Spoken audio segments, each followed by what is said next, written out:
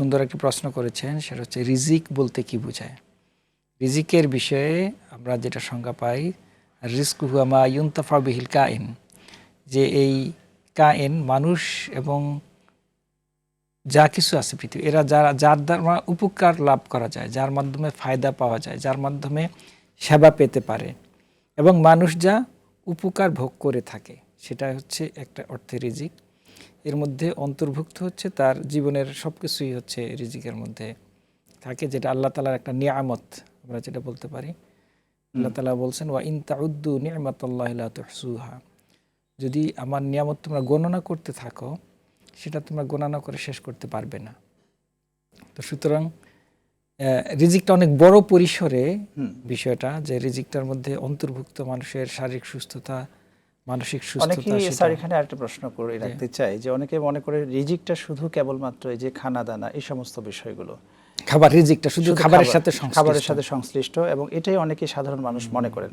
যেমন রিজিক হতে পারে একটা সময়, আপনি কথা বলছেন এখন, এটাও এক ধরনের রিজিক হতে পারে। কেউ ভালো করে পড়াশোনা করছে, এটাও রিজিক হতে পারে। এই যে বিষয়গুলো রয়েছে, এ সম্পর্কে কোরআন সুন্নাহর বক্তব্য কি? জি, এক্ষেত্রে আমরা বলি, যেটা পবিত্র কোরআন এবং হাদিসে যেটা এসছে, যে রিজিক হচ্ছে যে খাওয়া দাওয়া যেটা বললে, এটাই শুধুমাত্র সংশ্লিষ্ট, এটাই না, এটা অনেক বেড়ে যায়। শারীরিক সুস্থতা এটা একটা রিজিক, মানসিক সুস্থতা এটা একটা রিজিক, আমার যে এই যে কথা বলতেছি এটা একটা রিজিক, আমি যে সময় পাচ্ছি, আমার যে বিবেক বুদ্ধি জ্ঞান আল্লাহ তাআলা যে যোগ্যতা দিয়েছেন, কর্ম করার যোগ্যতা, চিন্তা করার যোগ্যতা, এটাও কিন্তু রিজিক।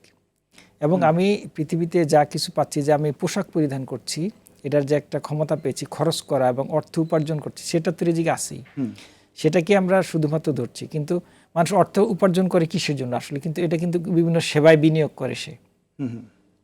এখন অনেক ব্যক্তি আছেন যারা অনেক সম্পদশালী, কিন্তু সবকিছু খেতে পারছেন না, তার শারীরিক কন্ডিশনের জন্য সবকিছু খাদ্য গ্রহণ করতে পারছেন না, তাই উনি রিজিক থেকে কিন্তু বঞ্চিত হয়ে যাচ্ছেন, অনেক সম্পদের মালিক হওয়া সত্ত্বেও।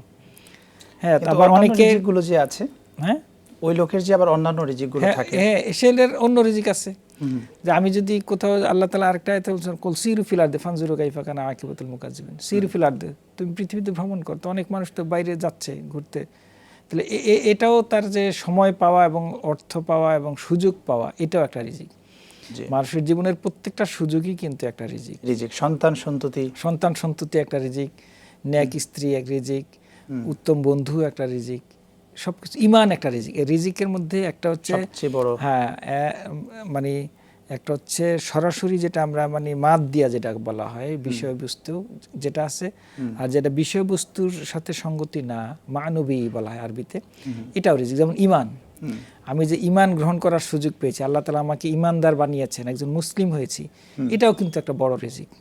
আমি যদি প্রতিদিন আল্লাহর জিকির করতে পারি, কোরআন তেলাওয়াত করতে পারি, এবং এই যে সামর্থ্য, এই যোগ্যতা, এটার মাধ্যমে কিন্তু আমি এই আল্লাহর রিজিক পেতে পারি, এবং এটাও কিন্তু একটা আল্লাহ তাআলার রিজিক আমরা বলবো মানবী হিসাবে।